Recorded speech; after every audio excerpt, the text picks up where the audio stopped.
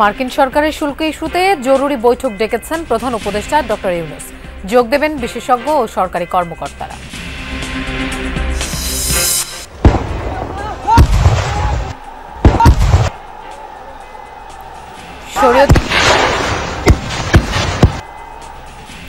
শরীয়তপুরের জাজিরার বিলাসপুরে আধিপত্য বিস্তার নিয়ে দুপক্ষের সংঘর্ষ, পাল্টাপাল্টি ছোড়া হয় শতাধিক হাতবোমা, নিরাপত্তা জোরদার।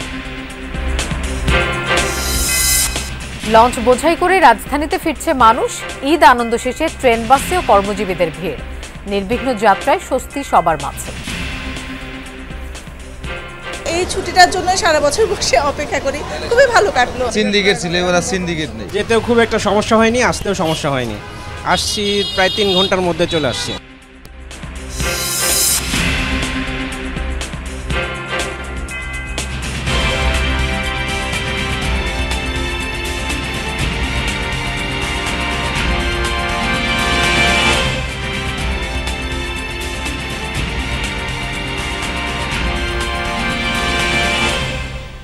শুভেচ্ছা, আমন্ত্রণ যমুনা নিউজে।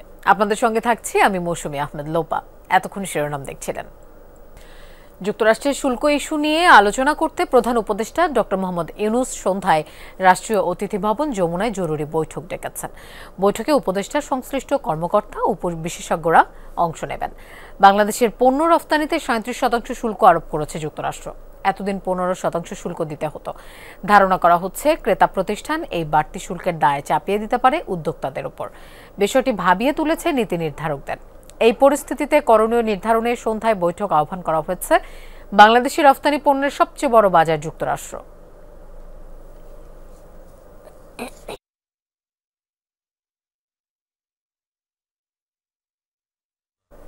সিনেমার দৃশ্যকে যেন হার মানালো শরীয়তপুরের সংঘাত। আওয়ামী লীগের দুপক্ষের সংঘর্ষে শতাধিক হাতবোমা বিস্ফোরণের ঘটনা ঘটেছে। এতে আহত হয়েছেন অন্তত 8 জন। পুলিশ বলছে আধিপত্য নিয়ে সংঘাতে জড়িয়েছে দুপক্ষ। এলাকায় জোরদার আছে নিরাপত্তা ব্যবস্থা। বালতিতে বালতিতে হাতবোমা, প্রতিপক্ষকে লক্ষ্য করে ছোড়া হচ্ছে একের পর এক। প্রচণ্ড শব্দে ঘটছে বিস্ফোরণ। সিনেমার কোনো অ্যাকশনের দৃশ্য নয় এটি। শরীয়তপুরের জাজিরায় আওয়ামী লীগের দুপক্ষ এভাবেই জড়িয়েছে তুমুল সংঘর্ষে। বিলাসপুর ইউপি চেয়ারম্যান ও উপজেলা আওয়ামী লীগের সদস্য কুদ্দুস ব্যাপারীর সাথে আধিপত্যে লড়াই চলছিল স্বেচ্ছাসেবক লীগ নেতা জলিল মাতবরের। শুক্রবার পাল্টাপাল্টি হামলা ভাঙচুরের অভিযোগ ওঠে। এরই জেরে শনিবার সকালে ঘটনার সূত্রপাত। জলিল মাতবরের লোকেরা কুদ্দুস ব্যাপারীর লোকে মারছে। আগে নাম হয়েছে হ্যাগো এই যে রফিক দেওয়ান, হ্যাগো 2 জনটা মারছে। তারপর যারা মারছিল তাদের বাপের আবার এই কুদ্দুস ব্যাপারীর লোকেরা ধরছে, বুঝছেন। আসতে দেয় না, কোনো লোকজন দাওয়াত খাইতে দেয় না, আমাদের লোকজন অনুষ্ঠানে অ্যাটেন্ড করতে দেয় না। ওখানেই বম ঠম মারা শুরু করে দিছে। প্রত্যক্ষদর্শীরা জানান, প্রথমে আহসানুল্লাহ মুন্সিকান্দি এলাকায় সংঘর্ষ হয়। এরপর বিলাসপুর এলাকায় মাঠে জড়ো হয়ে আবারও সংঘাতে জড়ায় দুপক্ষ। সেখানেই ঘটে শতাধিক হাতবোমার বিস্ফোরণ। এক পক্ষ অন্য পক্ষকে আর কি পাল্টা দেওয়া করে একবারে পাতালাকান্দি নদীর পার, পদ্মা নদীর কাছে নিয়ে গেছে আর কি। সকালে গিয়েছি আমি চরে ধান কাটতে যাইমু, অনেক গিয়েছি, বম ফুটছে এক দর্শন। সংঘর্ষের পর এলাকায় ছড়িয়ে পড়ে উত্তেজনা। ঘটনাস্থলে যায় আইন শৃঙ্খলা বাহিনী। নিয়ন্ত্রণে আসে পরিস্থিতি।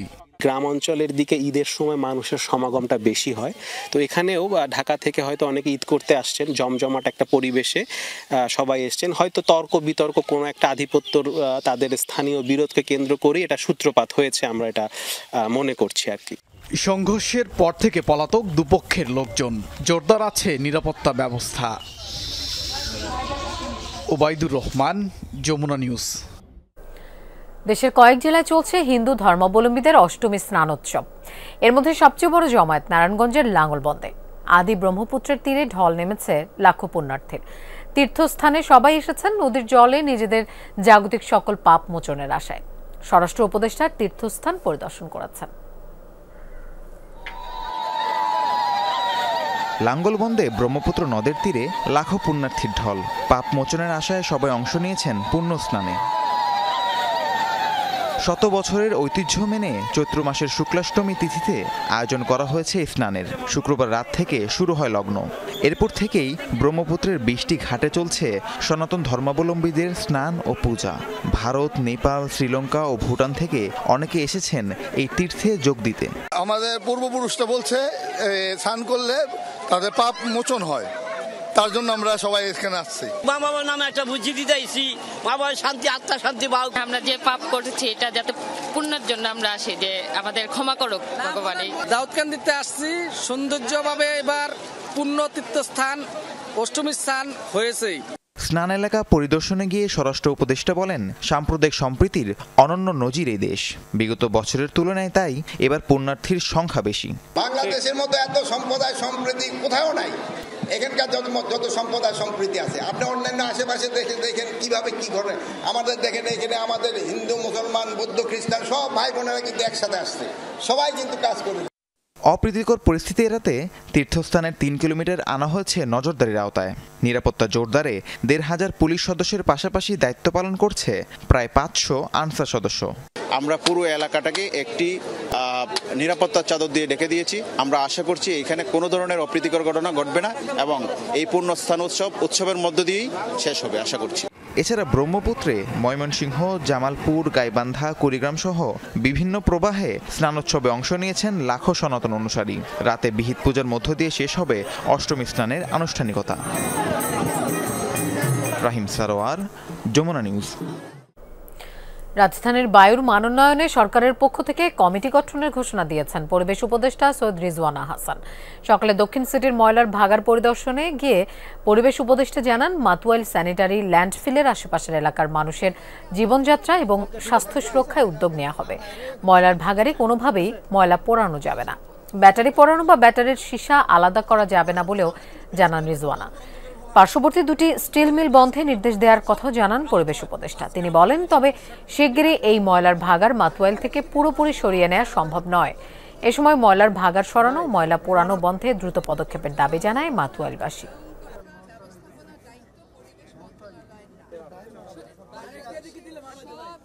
আমরা চাচ্ছি এটাকে এখান থেকে সরে যাক, এটা হচ্ছে আমাদের প্রধান দাবি। ময়লাটা সরাতে তো সমস্যা, হয়তো কষ্ট বেড়ে যায়। তারা আগুনটা জ্বালায় দেয়, জ্বালাই দিলে কি হয়, ময়লাটা আস্তে নিচে নামে, তাদের তখন ময়লা ফেলতে সুবিধা হয়। মানে তাদের সুবিধার জন্য আমাদের সম্পূর্ণ জীবনটা নাভিশ্বাস ছুটে যেতেছে। ব্যাটারি রোডটা আপনাদেরকে সাথে নিয়ে বন্ধ হয়েছে, আবার যখন যদি পোড়াবার ধৃষ্টতা দেখায়, সেই সমস্ত কারখানার আমরা দরকার হলে মালিকদেরকে ধরবো। আমি গিয়ে দেখবো ওদের পরিবেশগত ছাড়পত্র আছে কিনা। যদি ওরা ছাড়পত্র মেনে চলে তো চলবে, যদি ছাড়পত্রের একটা নিয়মও ওরা ব্যত্যয় ঘটায়, আমরা সেটা আইনি ব্যবস্থা নেব। পাবনার সুজানগরে পদ্মা নদীতে বেড়াতে গিয়ে নৌকা ডুবে নিখোঁজ স্বামী স্ত্রীর মরদেহ উদ্ধার হয়েছে। নিখোঁজের 16 ঘণ্টা পর সকালে মরদেহ দুটি উদ্ধার করে নৌ পুলিশ ও ফায়ার সার্ভিসের ডুবুরি দল। নিহতরা হলেন পাবনা সদর উপজেলার কোলচুরি গ্রামের হৃদয় প্রামাণিক ও স্ত্রী মৌ আক্তার। শুক্রবার বিকেলে সাতবাড়িয়ায় পদ্মার চরে বেড়াতে যান অনেকেই। সন্ধ্যায় শ্যালো ইঞ্জিন চালিত একটি নৌকায় পাড়ে ফিরছিল তারা। হঠাৎ নৌকাটি ডুবে যায়। নিখোঁজ হন স্বামী ও স্ত্রী। যাওয়ার পর থেকে 2 দিন পর পর ট্যুর।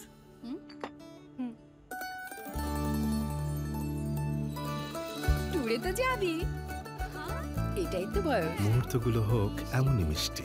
রাধুনী ফালুদা মিক্স।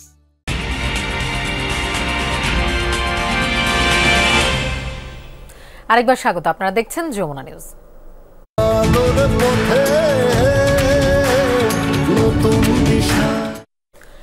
ঈদের ছুটি শেষ, প্রিয়জনদের সাথে আনন্দ উদযাপন শেষে এখন ঢাকায় ফেরার পালা। সকাল থেকে লঞ্চ, ট্রেন, বাস যে যেভাবে পেরেছেন ফিরছেন রাজধানীতে। অন্যান্য বছরের তুলনায় এবার বেশ স্বস্তির ছিল ঈদযাত্রা, তাই সবার চোখে মুখেই ছিল উচ্ছ্বাস। তবে কারো কারো কণ্ঠে প্রিয়জন ছেড়ে আসার আক্ষেপও ছিল। এই চিত্র ভোরের রাজধানীর সদরঘাট লঞ্চ টার্মিনালে ভিড়তে শুরু করে বরিশাল অঞ্চল সহ বিভিন্ন রুটের লঞ্চ। প্রতিটি লঞ্চে ছিল যাত্রী বোঝাই। যাত্রীরা জানান লম্বা ছুটি থাকায় এবার ঈদ যাত্রা ছিল নির্বিঘ্ন, ভাড়া নিয়েও ছিল না অভিযোগ। খুব অল্প সময়ে বিভিন্ন জেলা থেকে ঢাকায় আসতে পেরে আনন্দ প্রকাশ করেন অনেকে। ভ্রমণগুলো খুব আরামদায়ক হয়েছে, মাশাআল্লাহ অনেক সুন্দর কাটে আসছিলাম। দেখে মনে করেন 500-700 করে ভাড়া নিতে সিন্ডিকেট ছিল, এবার সিন্ডিকেট নেই। কিন্তু বিপত্তি বাধে সদরঘাট টার্মিনাল থেকে রাজধানীতে ঢুকতে। বিপুল যাত্রী আর যত্রতত্র বাস ও গাড়ি রাখাই সদরঘাট এলাকায় দেখা দেয় তীব্র বিশৃঙ্খলা। উপায় না দেখে লাগেজ ব্যাগ নিয়েই হাঁটতে থাকেন অনেকে।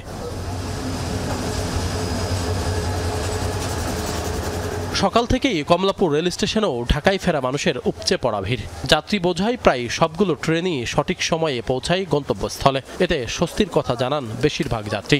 এই ছুটিটার জন্য সারা বছর বসে অপেক্ষা করি, খুবই ভালো কাটলো।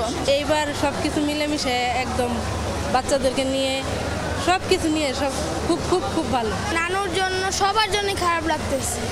কর্মক্ষেত্রে ফেরার পাশাপাশি যারা ঈদের সময় ছুটি পাননি তারা এখন যাচ্ছেন গ্রামের বাড়িতে।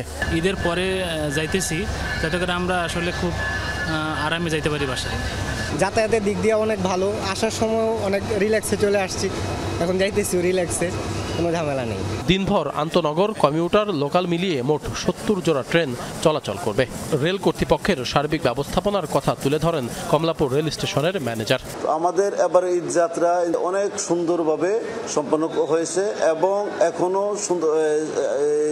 মানুষজন খুব একেবারে নিরাপদ এবং স্বাচ্ছন্দ্যে ভ্রমণ করতে পেরেছে এবং মানুষজন খুবই সন্তুষ্ট। লঞ্চ, ট্রেনের পাশাপাশি বাসেও ঢাকায় ফিরছে মানুষ। ভোর থেকেই ঢাকার বিভিন্ন টার্মিনালে যাত্রী নিয়ে ফিরতে থাকে দূরপাল্লার বাসগুলো। যাত্রীরা বলেন এবার ঈদে বাড়ি যাওয়া ও ফেরার পথে কোনো ভোগান্তি হয়নি। মহাসড়কের বিভিন্ন পয়েন্টে সেনা টহলের কারণে যানজটও হয়নি। যেতেও খুব একটা সমস্যা হয়নি, আসতেও সমস্যা হয়নি। আসছি প্রায় 3 ঘন্টার মধ্যে চলে আসছি। কোনো জামে পড়ে নেই, আসছি মোটামুটি ভালোভাবে আসছি। রাস্তাতে কোনো যানজট নেই, মোটামুটি যানজট নেই, তবে যাত্রীর একটা চাপ ছিল। এবার অনেক ছুটি পাইছি, ছুটি পাই এটা অনেক উদযাপন করছি আর দিন শেষে কর্মস্থানে ফিরে এসেছি। যাত্রাপথের স্বস্তির পাশাপাশি প্রিয়জনকে ছেড়ে আসার আক্ষেপও ছিল কারো কারো কণ্ঠে। আশিক মাহমুদ, যমুনা নিউজ, ঢাকা।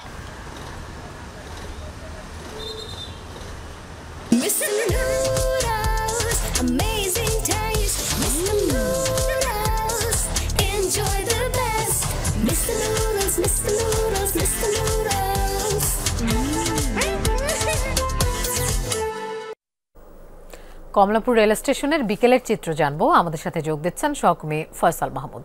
ফয়সাল, এই মুহূর্তে রেল স্টেশনের কি অবস্থা দেখছেন? 2টো ট্রেন বিলম্বে এসেছে আমরা তথ্য পেয়েছি, এর কারণটা কি?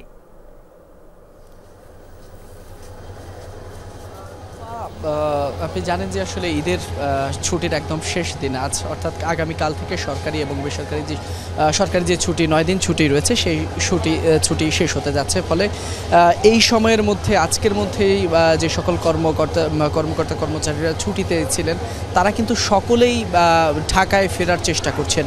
তো সে যাত্রায় বলা যায় যে আজকে শেষ দিন সকাল থেকে বেশ চাপ ছিল কমলাপুর রেলওয়ে স্টেশনে, তবে সেটি কিন্তু দুপুরের পরপরই আমরা দেখছি সেই চাপটি অনেকখানি কমেছে।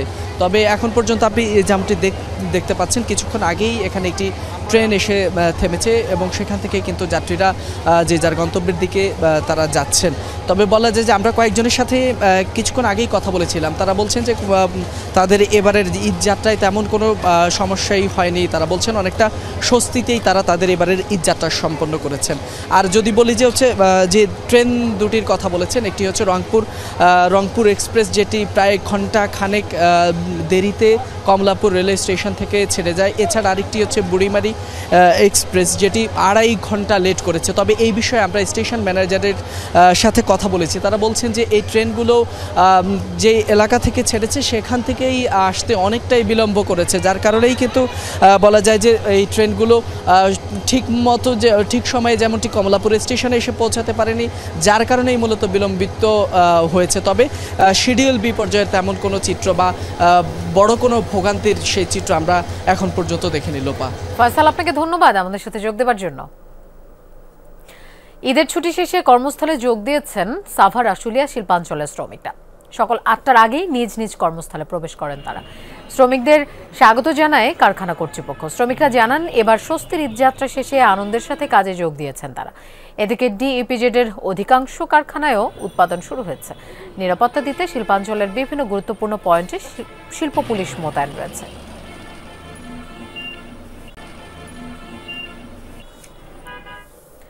ঈদের ছুটিতে টানা 8 দিন বন্ধ থাকার পর আখাউড়া স্থলবন্দর দিয়ে আমদানি রপ্তানি বাণিজ্য শুরু হয়েছে। সকালে ভারতে ত্রিপুরা রাজ্যে মাছের চালান পাঠায় রপ্তানিকারকরা। এতে বন্দরের কর্মচাঞ্চল্য ফিরতে শুরু করেছে। আখাউড়া স্থলবন্দর মাছ রপ্তানিকারক অ্যাসোসিয়েশনের সাধারণ সম্পাদক ফারুক মিয়া জানান, ঈদের কারণে 28 মার্চ থেকে 4 এপ্রিল পর্যন্ত আন্তঃবাণিজ্য বন্ধ ছিল।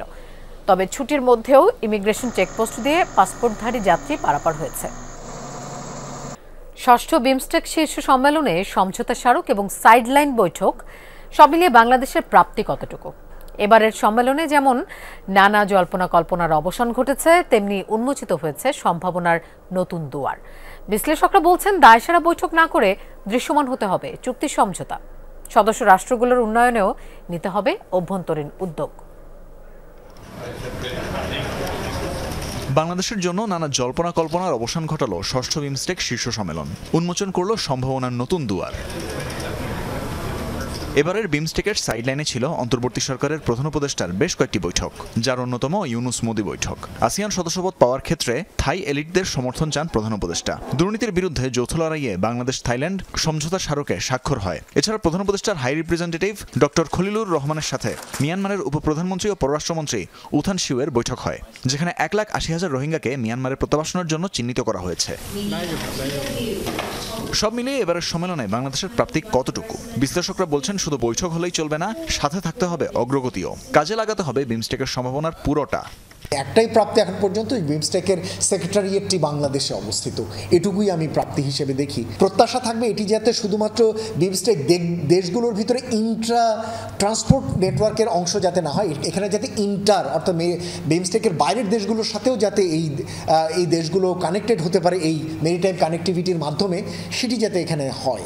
বিমস্টেকের সদস্য রাষ্ট্র ভারত ও থাইল্যান্ডের রাজনৈতিক অঙ্গীকারের অভাব আছে মন্তব্য এই বিশ্লেষকের। যে কোনো চুক্তির ব্যাপারে দেশগুলোকে আন্তরিক হতে গুরুত্বারোপ করেন তিনি।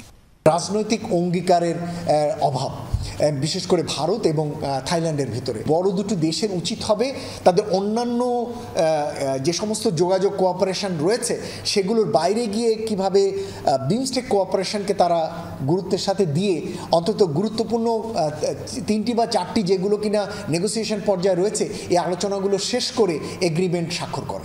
দুদেশের মধ্যকার বৈঠককে ফলপ্রসূ করতে উভয় পক্ষকে কিছু অভ্যন্তরীণ উদ্যোগ নিতে হবে মন্তব্য বিশ্লেষকদের। প্রধানমন্ত্রী পর্যায়ে আলাপ আলোচনা হলে অন্তত পারস্পরিকভাবে আমরা পরস্পরকে আশ্বস্ত করতে পারবো যে আমরা এমন কোনো কাজ করব না যাতে তোমার ক্ষতি হয়। জানি আদর্শিকভাবেও খানিকটা কিন্তু দূরত্ব বেড়ে এসছে, তো কাজে সেই জায়গাগুলোতে আমাদের দিক থেকেও কিছু অভ্যন্তরীণ উদ্যোগের প্রয়োজন হবে, তাদের দিক থেকেও অভ্যন্তরীণ কিছু উদ্যোগের প্রয়োজন হবে সম্পর্ককে স্বাভাবিক গতিতে নিয়ে আসতে। ষষ্ঠ বিমস্টেক সম্মেলনের সাইডলাইনে বেশ কয়েকটি বৈঠক করেছেন প্রধান উপদেষ্টা ডক্টর মোহাম্মদ ইউনুস। এসেছে বেশ কিছু গুরুত্বপূর্ণ সিদ্ধান্ত, হয়েছে সমঝোতা চুক্তিতে স্বাক্ষর। তবে এত আয়োজন থেকে কেবলমাত্র তখনই উপকৃত হওয়া সম্ভব যখন সব সিদ্ধান্তের বাস্তবায়ন ঘটবে। যে সম্ভাবনা নিয়ে আছে এই আঞ্চলিক সংস্থাটি, সেই সম্ভাবনার পুরোটা তখন কাজে লাগাতে পারবে সদস্য দেশগুলো। তানভীর মৌসুম, যমুনা নিউজ, ঢাকা।